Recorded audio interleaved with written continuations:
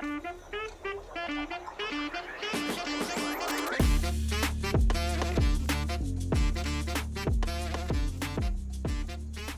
right, so today we're taking a look at the Bellas Artes from AJ Fernandez. This is my cigar of the week this week, and I think it's important to use the cigar of the week, even though we're highlighting multiple cigars throughout the week, to showcase cigars that you may not have smoked in a while, or you may not have smoked ever.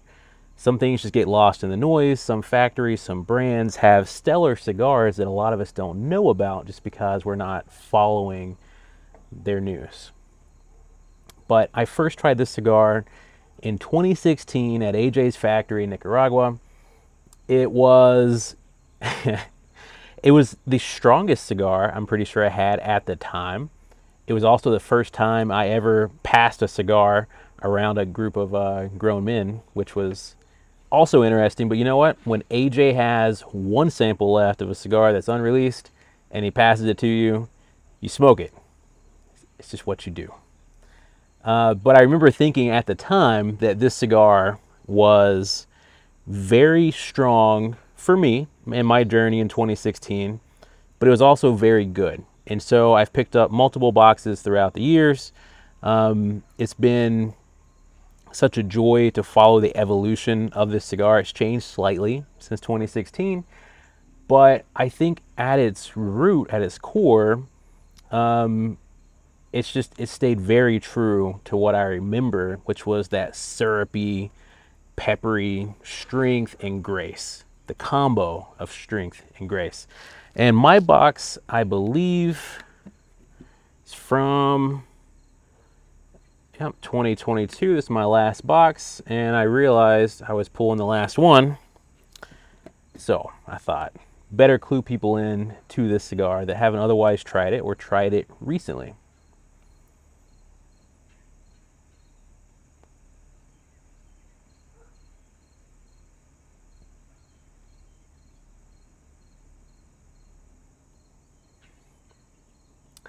Yeah, right out the gate, there's a ton of pepper, a shit ton of pepper, and just that maple syrup goodness that eventually will evolve into a molasses kind of sensation. There's a little bit of wood.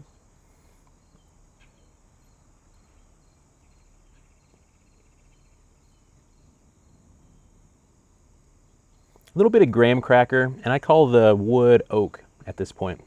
All right, and while we're waiting on things to change here, let's talk about when we light our cigars. I saw somebody comment on Reddit the other day that they like to light their cigar, wait 30 to 60 seconds before they start smoking it, and I think this is just best practice overall. A lot of times, you will see me doing the same thing. I will toast and roast. We will get this thing going, and then I'll blow on it just to see the cherry is uniformly lit. And then if it's not, I'll just touch up a few spots, but then I'll blow on it some more, wait just a little bit. And it's the cigar equivalent, essentially, of turning down the temperature in your shower before you get out, so you're not a sweaty mess afterwards. Letting it cool just a little bit at this point relieves some of the heat. It allows it to smoke better, like we talked about 2 days ago. Less heat, you know, just enough to ignite the tobacco. Anything more is overkill, and it'll just make the flavors a little wonky. Man, even almost 2.5 years later, the spice continues to dominate. This is just killer. It's like that tall Serbian dude on the men's Olympic basketball team, dominating.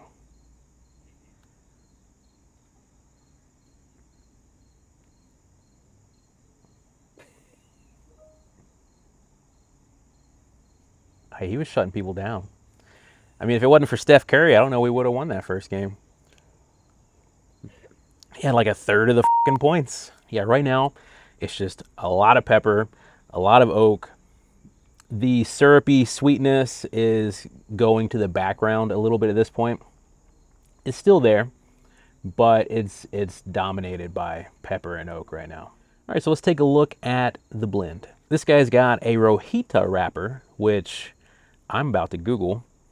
a Havana 92 Nicaraguan binder, and the filler leaves consist of Nicaraguan, Honduran, and Brazilian tobaccos. This is the short Churchill size, which I'm a huge fan of overall. They could have called this maybe like a Toro Minus or a lot of other things, a Corona Gorda Gorda. I don't know. It's a 6x48, I believe. Yep, 6x48. But people that make short Churchills, they know things. Steve Saka's Sobremesa short Churchill. Yes. Oh, yes. And this guy, too. This has been my favorite size for a long time of the Bellas Artes, and I really need to try the other ones now, especially since it's been so many years since it debuted. But the short Churchill in a box press, too.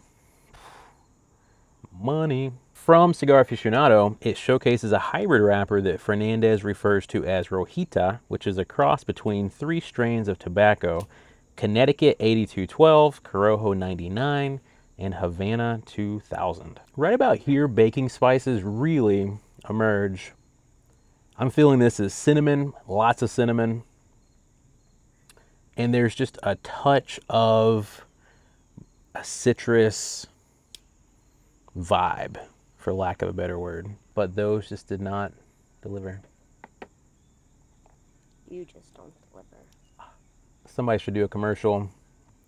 AJ Fernandez cigars and coffee. Keeps you regular. No one should do that commercial. All right, let's drop the ash. Let's see what's up. I'm still getting some graham cracker, some cinnamon.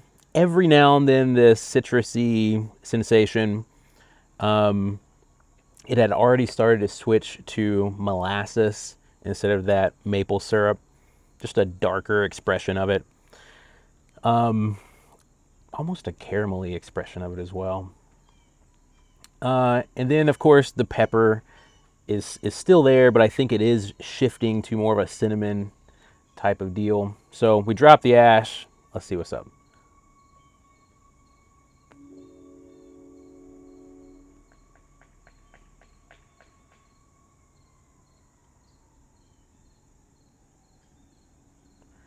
Much softer. A lot of the spice and spices are kind of, there's a little bit of hay, there's a little bit of earthiness, a breadiness as well. And then I'm getting dark chocolate right on the back end, on the finish. Completely different cigar as soon as we drop the ash, which, as you know, is kind of to be expected. It's always interesting to see how they'll shift gears. All right. So just about here, just a little bit of ash building. And have you ever had Arabic coffee? Cardamom. That's the one. The second most pretentious tasting note you can find in a cigar, or so I've been told. But yeah, Arabic coffee it's like a very weak coffee with cardamom, and it's kind of like a hybrid between tea and coffee. That's what this is reminding me of right now. It's much more rounded going into the second, third-ish. Before, the flavors were sharper, a little more aggressive. Right now, everything is coming together, marrying up. And that molasses is also really coming through. Bubbles. Scrubbing bubbles, the palate cleanser.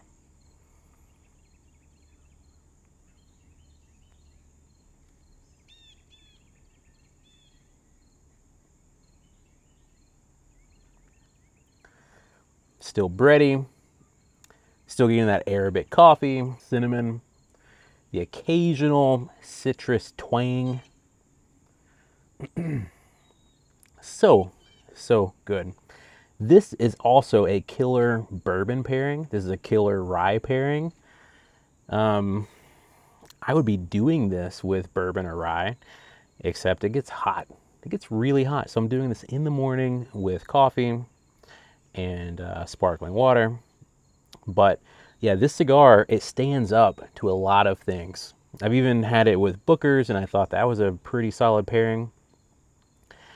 And you know, in a lot of ways, this cigar reminds me of a lot of the Booker's tasting notes as well. If you were to drink them separately, I think these are fairly comparable. Stacking dimes. Okay, so let's see what my lovely partner thinks about this. I just dropped the ash so it didn't end up in her lap as she is wont to do. She has the worst luck with cigar ash, but she's been smoking cigars most of this year. She's had a very broad education. We started her off with Davidoff, and then she's done everything from Padron to Fuente, Dunbarton, Foundation, Somm, Warped, Cavalier. She's had a very liberal education in cigars this year. So I'm really curious what she thinks, especially now that I've dropped the ash off this guy and it's not going to end up all over her. Why do you do this to me? Yeah, Dave is making me test this and give you my feedback on it, so we're gonna go for that.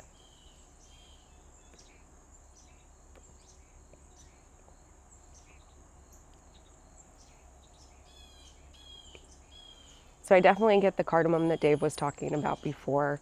I agree that it is a spicy son of a bitch. But I think I get like almost like a chili powder or like a cayenne kind of spice to it, not so much peppery. And let's see.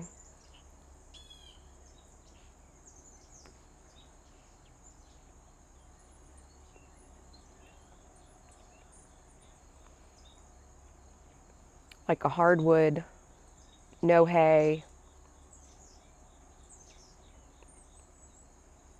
I mean, really good cigar. And if you, Dave will tell you when I say it's pretty really good, it means it's fantastic versus just saying fantastic.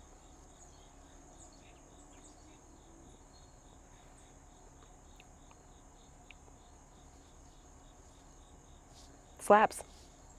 All right, so that is high praise from Kate. Normally I make her give a rating on a number scale because she'll say, I don't hate it. And that is the absolute peak of awesomeness for her. So another reason why this is cigar of the week. High praise. All right, guys, I want to throw out my criteria for this one.